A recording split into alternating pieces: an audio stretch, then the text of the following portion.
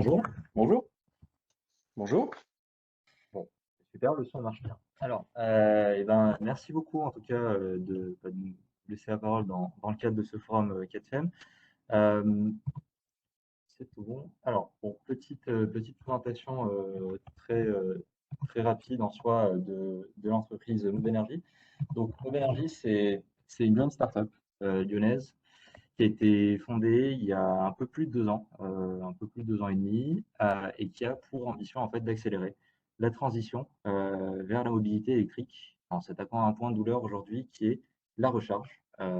Et donc on facilite en fait l'installation de points de charge et surtout faciliter l'accès du coup à la recharge pour les véhicules électriques via une nouvelle solution qui est basée sur des robots chargeurs autonomes. Donc aujourd'hui, c'est un produit qui est en cours de développement. Il y a déjà plusieurs versions qui ont été développées et surtout des versions qui sont en train d'être testées. Donc il y a eu une première phase d'expérimentation sur un terrain réel, donc sur un parking public ici même à Lyon. Et d'autres expérimentations devraient se dérouler euh, au cours de l'année 2021. Euh, Très rapidement, le bulletin principal pour un gestionnaire de parking, c'est à la fois avoir une solution qui est déployable très rapidement, qui propose quand même de la charge rapide et qui évite en fait la mobilisation de place inutilement, donc en installant des bornes qui sont sous-exploitées ou au contraire en impactant l'exploitation du parking en ayant des places qui sont sous-exploitées parce qu'elles sont réservées aux véhicules électriques. Et donc c'est comme ça qu'on arrive en fait, optimiser le ROI de la solution. Donc, Mob Energy prend aussi en charge toute la chaîne de valeur en fait, liée à ce produit, c'est-à-dire que on fait la conception, on fait l'assemblage aussi, on fait aussi la supervision en temps réel. Donc, les robots sont autonomes, mais ils sont quand même supervisés en temps réel pendant toutes les heures de service. Et on s'occupe aussi de toute la partie maintenance. Voilà. À côté de ça, il y a tout un outil de simulation en fait, qui est développé aussi au sein de Web Energy, qui est M-Analytics, qui nous permet en fait de venir simuler des usages. Donc c'est basé en fait sur la simulation de flux. On va venir modéliser différentes typologies d'usage du parking, donc d'usage du service de stationnement, mais aussi d'usage de la recharge, dépendamment en fait de la typologie de persona et du besoin. Et ça nous permet en quelques simulations assister en fait nos clients déjà pour avoir une première idée du ROI pressenti de la solution, mais aussi de comparer plusieurs scénarios.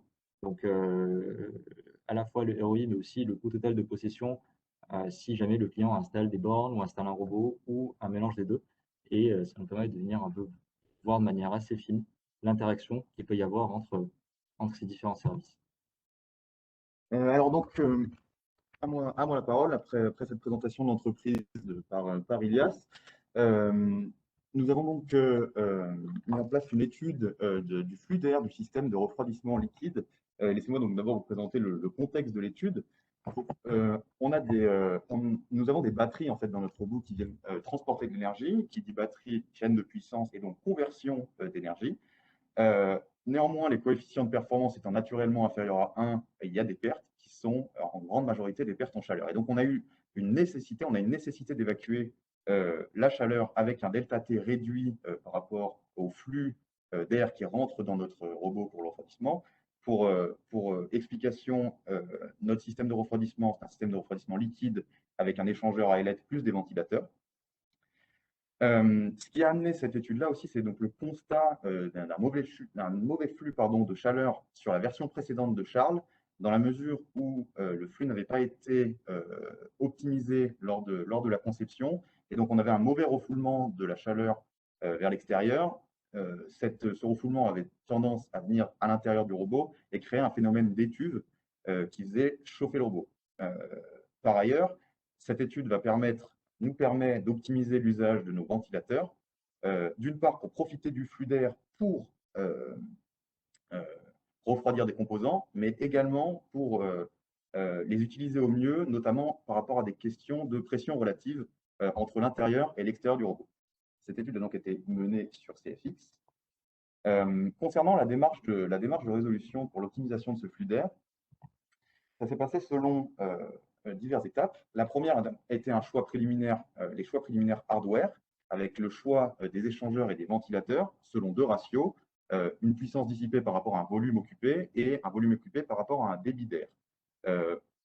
Simplement, ces échangeurs doivent évacuer entre 1 et 2 kW, dépendamment de l'énergie que l'on transmet à la voiture. Par ailleurs, on a donc, comme je le disais, pris en compte les données relatives, de pression relative par rapport au choix des ventilateurs. Et enfin, on a utilisé un filtre adéquat. Ce robot devant être étanche par rapport à son environnement. Ensuite, il s'est passé l'étape de l'intégration mécanique des éléments, c'est-à-dire qu'on a placé ces échangeurs par rapport à des contraintes d'intégration mécanique de par leur place, ou typiquement on les a mis en haut de ce robot puisque la chaleur monte, mais également par rapport à des contraintes d'usage. En effet, le robot étant grosso modo à une hauteur d'homme, impossible d'envoyer un flux d'air chaud au niveau de la tête des passants qui pourraient passer dans le pare-brise. Donc il y a aussi tout un aspect d'usage qui a été pris en compte. Pour remarque, Charles roule très lentement, à 5 km/h. Donc, en fait, on considère dans cette étude que les flux générés par celui des ventilateurs, puisqu'on ne bénéficie pas ou très peu de son déplacement. Ensuite, il y a été, pour la définition des hypothèses de la simulation, le filtre qu'on va utiliser, c'est un filtre de classe G4 qui réduit le débit d'air de 50%. Et on utilise un fonctionnement maximal des ventilateurs qui est une vitesse maximale d'environ 10 mètres par seconde. Une pression en entrée d'une atmosphère qui est assez normale dans un parking, et puis un air à 25 degrés. L'idée, en fait, ça a été de définir le modèle que vous voyez sur la droite pour réaliser l'intégration des différents composants dans Charles. On a énormément de composants dans ce robot et il a fallu qu'on définisse un volume dans lequel on pouvait incorporer ces composants, mais donc c'est le volume rouge que vous voyez à l'intérieur, mais il fallait aussi prendre en compte un volume du flux d'air à l'intérieur de ces composants, à l'intérieur de Charles, pour que ce soit optimisé. Donc on va pouvoir jouer sur différents paramètres géométriques, que ce soit des passages du flux ou des ouvertures, mais également sur la pente du chapeau. Le chapeau étant la partie supérieure du robot, et cette inclinaison va avoir évidemment un grand impact sur le flux. Donc, comme je le disais, donc on va pouvoir jouer sur différents paramètres géométriques en faisant des itérations en fait, sur ce flux-là afin d'avoir un flux qui soit optimisé. Donc, pour illustrer un peu cette étude, on va vous présenter trois configurations qui ont été faites puis qui ont marqué un petit peu les itérations. Tout d'abord, une première configuration qui nous a paru assez logique avec une grande ouverture à l'arrière, qui nous a donné les résultats suivants. On a des flux sur la gauche avec leur vitesse et puis des pressions avec un rendu en volume sur la droite. Ça permet de voir plusieurs choses. Tout d'abord, il y a un delta de pression qui est trop important et absolument pas homogène, ce qu'on voit sur la droite, ce qui fait que ça va détériorer le fonctionnement de nos ventilateurs. Et on peut voir sur les flux que ce n'est pas du tout homogène, notamment au niveau des ventilateurs arrière qui sont moins fournis en flux. J'ai oublié de rappeler que ces trois configurations se basent toutes sur les mêmes conditions initiales. C'est ce qui va nous permettre de les comparer entre elles, bien sûr, notamment en termes de temps de simulation. Pour ce qui est de la deuxième configuration, on a donc décidé d'ajouter une ouverture pour venir homogénéiser les résultats qu'on avait précédemment. Ce qui nous a donné des résultats un petit peu meilleurs, un petit peu plus homogènes, on peut le voir directement dans les résultats, mais on a quand même une grande disparité, notamment au niveau des pressions, qui va être à pallier. Et donc, on va arriver à la troisième configuration, avec cette fois-ci une ouverture à l'avant. Alors, une ouverture à l'avant de petite taille, parce qu'on a aussi des contraintes, évidemment, de design, et on ne pouvait pas se permettre d'avoir une ouverture gigantesque à l'avant. Ce qui nous a donné les résultats suivants. Donc, on a des résultats qui sont bien plus intéressants, notamment au niveau des pressions qui sont beaucoup plus homogènes, et également au niveau des flux, il se passe quelque chose de beaucoup plus réussi et intéressant par rapport à notre cas d'usage. C'est donc cette troisième solution que nous avons retenue, ce qui nous donne les résultats suivants. Comme je disais, on a eu des contraintes de design par rapport à l'ouverture à l'avant. Il a fallu qu'elle soit la plus petite possible. Néanmoins, en fait, on vient optimiser cette ouverture en tirant le flux, entre guillemets évidemment, en tirant le flux vers l'avant, un peu à l'instar d'un Venturi. Et, ça nous a donc permis d'optimiser cette solution. Pour ce qui est donc de la conclusion et des prochaines étapes, ça a été d'abord donc la définition d'un design adéquat d'une peau extérieure par rapport à nos résultats, donc avec les ouvertures qu'on a pu avoir, mais aussi en respectant d'autres contraintes d'intégration mécanique. Par rapport à la simulation en elle-même, l'étape suivante portera sur le peaufinement du modèle, notamment avec des études transitoires au niveau de la température au niveau des échangeurs, par exemple.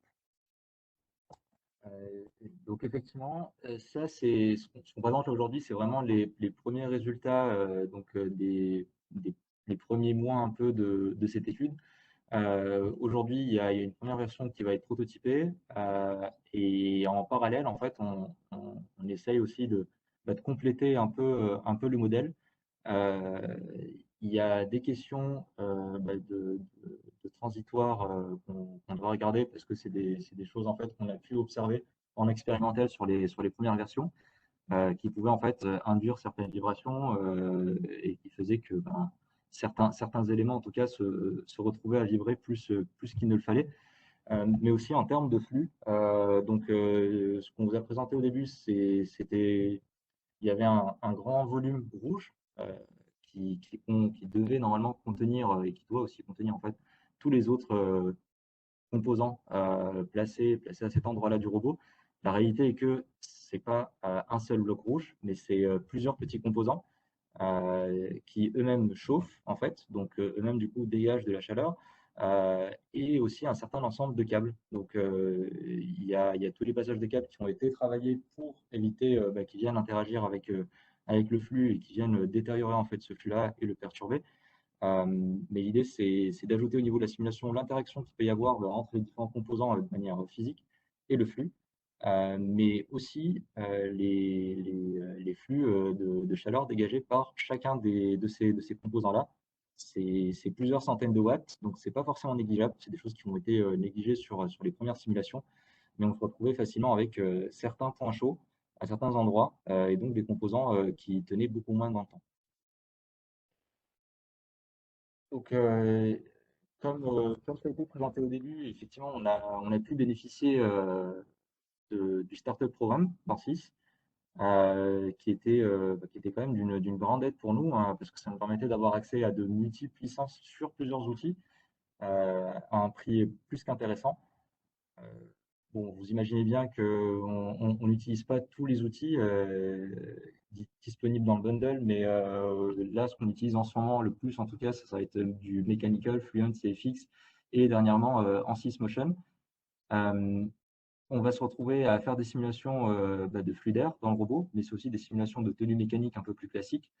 Mais on va aussi se retrouver à faire des simulations de dynamique ou de choc, faire des drop tests, par exemple, sur nos batteries qu'on embarque, ou encore des comportements dynamiques pour mieux concevoir notre motorisation par rapport au passage d'obstacles. Donc il y a tout un travail qui a été fait là-dessus et qui est toujours en cours d'amélioration suite à des essais. On a de futurs projets aussi sur Optis qui vient très récemment d'intégrer le Startup Programme et on est plus que content parce que tout honnêtement, je ne pense pas qu'on aurait pu se le permettre autrement. Optis principalement pour venir en fait générer des perturbations sur les images perçues par nos caméras et voir comment est-ce que nos algorithmes de traitement d'images et de détection d'obstacles interagissent en fait avec ces perturbations. Le grand avantage, c'est effectivement un prix qui est plus qu'accessible pour les petites structures. Le retour sur investissement est clairement visible et nous, en tout cas, on le ressent là au bout de tout pile un an avec le Startup Programme. Et aussi le fait de pouvoir découvrir en fait tous les outils qui peuvent être disponibles chez Ansys sans limitation. Et donc, bah, on peut tester les outils, voir un peu ce qui peut convenir le plus pour nous, ce qui ne convient pas trop, ce qu'on pense en tout cas être capable aussi de prendre en main et être rapidement productif sur un outil ou pas. Donc, c'est vraiment tous ces avantages-là qui nous poussent encore aujourd'hui à continuer avec le Startup Programme. On a aussi pu bénéficier à côté du Ansys Learning Hub, parce que forcément se retrouver avec énormément d'outils sous la main sans forcément savoir les utiliser ou sans avoir déjà une première introduction sur ces outils-là, c'est pas forcément utile. C'est, je pense, un outil qui a été beaucoup utilisé en interne au départ pour la prise en main en fait de certains outils nouveaux comme Ansys Motion par exemple, pour avoir un accompagnement vraiment pas à pas. Par contre, on sent aussi vite les limitations hein, dès qu'on veut traiter des cas un petit peu plus poussés que ce qui est présenté sur le Learning Hub ou qu'on a des cas d'usage vraiment précis sur lesquels on bloque. Là, pour le coup, c'est clairement à compléter avec des formations auprès de cas de fer. Voilà pour nous. Je ne sais pas si vous avez des questions. Alors merci beaucoup Victor, merci Ilias pour cette présentation. Donc oui, il y a des questions. Alors merci, ouais, effectivement, parce que c'est une des premières phases d'utilisation du Startup Programme. On voit que vous êtes au début des analyses. Et il y a beaucoup de perspectives d'utilisation déjà pour continuer sur la CFD et sur d'autres sujets. Donc ça, c'est intéressant de voir que vous pouvez avoir des activités de modélisation sur d'autres physiques, hein, mécaniques, multicore, optique, caméra. Donc on est ravi de voir que c'est une première étape qui a été présentée aujourd'hui. Alors, quelques questions. Comment comptez-vous valider cette simulation? Je pense que c'est rapport à la partie expérimentale. Alors, comment est-ce qu'on compte la valider? On va la valider en fait. On est actuellement en train de produire la prochaine version de Charles qui est en ce moment même en train d'être montée.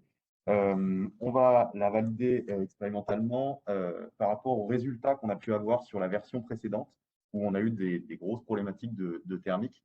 Et on va voir, on va venir observer, on l'espère en tout cas, des résultats. En tout cas, on a bonne confiance de l'amélioration des résultats de ce flux thermique et donc de l'arrachement des calories qu'on pourra faire au sein de nos échangeurs grâce à l'expérience juste après. On aura à ce moment-là en fait des indicateurs assez simples à mesurer. Hein. C'est à la fois le flux d'air qui entrant ou sortant par nos aérations, mais c'est aussi en mesurant en fait la puissance et la chaleur qu'on arrivera effectivement à dissiper, étant donné que les échangeurs notamment qu'on a ont été en fait longuement qualifiés par le fournisseur. Donc, on est capable un peu de voir à quel point eux sont capables d'arracher de la chaleur dépendamment du flux d'air disponible. Et ça nous permettra de valider ou d'invalider notre modèle. Ok. Vous avez montré des vues en ligne de courant et champ de pression. Est-ce que vous avez pris en compte la température pendant vos simulations et la compressibilité de l'air? Alors, C'était sur les vues à un moment donné qui ouais, étaient. je vois très bien. Pour ce qui est donc de la température, on a fait différents tests euh, à différentes températures, mais quand même, c'est pour l'instant des études assez stationnaires. Donc, euh, c'est quelque chose qui est venu impacter, mais pas non plus énormément, dans la mesure où on s'est passé sur ce qu'on a présenté là, c'était de l'air à 25 degrés, parce que c'est quelque chose qu'on peut retrouver dans les parkings, dans les tiers des cas, en fait, en plein été. Concernant la compressibilité de l'air, pour l'instant, ce n'est pas quelque chose qu'on a pris vraiment en compte, mais ça fait partie des choses qui vont être à observer dans le cadre du peaufinement de la simulation. Et en toute transparence, c'était pas quelque chose qu'on avait forcément anticipé. Vu que de base, le robot est dessiné uniquement, en tout cas de base, hein, était dessiné uniquement à des parkings en ouvrage. Mais très récemment, on a en tout cas de plus en plus de sollicitations pour des parkings qui cette fois-ci sont extérieurs. Et là, pour le coup, en plein été, les 25 degrés, on les retrouve plus forcément. Ouais, c'est sûr. Alors, on a des questions également sur les fonctionnalités du robot Charles. Alors, au niveau de ces robots, communiquent-ils entre eux? J'imagine avec système antenne Alors, et du coup. aujourd'hui, toutes les données sont remontées en temps réel, via en fait un outil de supervision,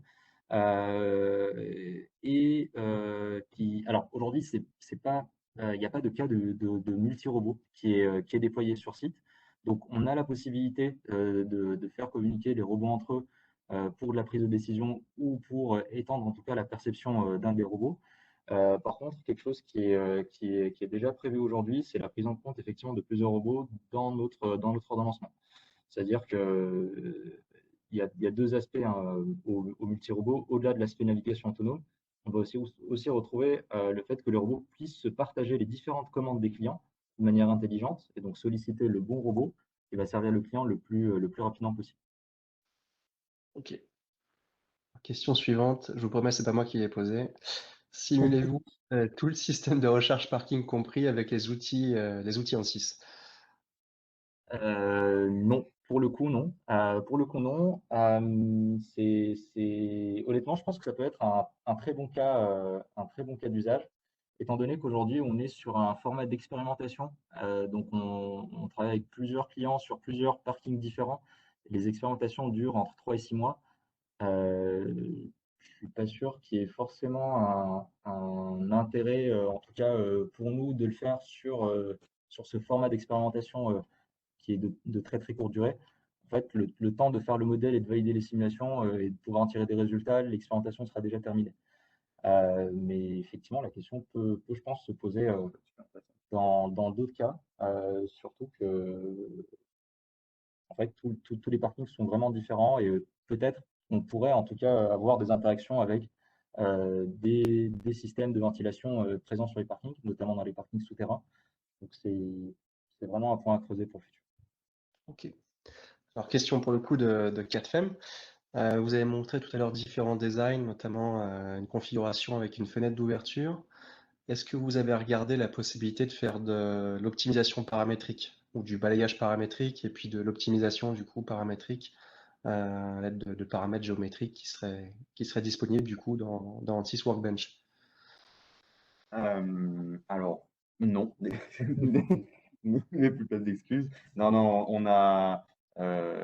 disons qu'on l'a fait, mais enfin, on l'a fait par nous-mêmes, c'est-à-dire que dépendamment des différents résultats du fait des itérations différentes, on en a présenté 3, mais il y en a quand même eu, il y en a eu bien plus. On faisait évoluer euh, nous-mêmes la géométrie avec cette démarche d'optimisation et puis d'améliorer les résultats à chaque fois. On aurait pu l'automatiser, c'est vrai. Maintenant, on observait, on apprenait à chaque fois, à chaque nouvelle itération, on apprenait de nouvelles choses. Ça pourra, encore une fois, hein, c'est des points qui vont être mis en avant pour le peaufinement du modèle et arriver à quelque chose de beaucoup plus optimisé. Euh, voilà. Voilà, moi, chaque chose en son temps. Mais en tout cas, vous avez beaucoup, beaucoup de sujets potentiellement complètement en phase avec la technologie ANSYS, hein. On a parlé de CFD aujourd'hui. Vous avez mentionné la partie mécanique, la partie multicore, également la partie dynamique rapide avec des crashs qui pourraient être couvertes avec LSDINA. On a parlé de la partie batterie électromagnétique aussi. Il y a encore d'autres sujets, la partie safety, sécurité, sûreté fonctionnelle, qui a donné lieu hier à une présentation d'EasyMile sur l'autonomie. Et puis enfin la partie logiciel embarqué, sans parler de la partie caméra avec Speos, hein, qui est la technologie unique d'ailleurs pour simuler les caméras dans leur environnement réel. Donc ça, c'est beaucoup de sujets potentiellement passionnants qu'on serait ravis de pouvoir développer avec vous dans les prochains mois, les prochaines étapes de l'aventure du robot Charles.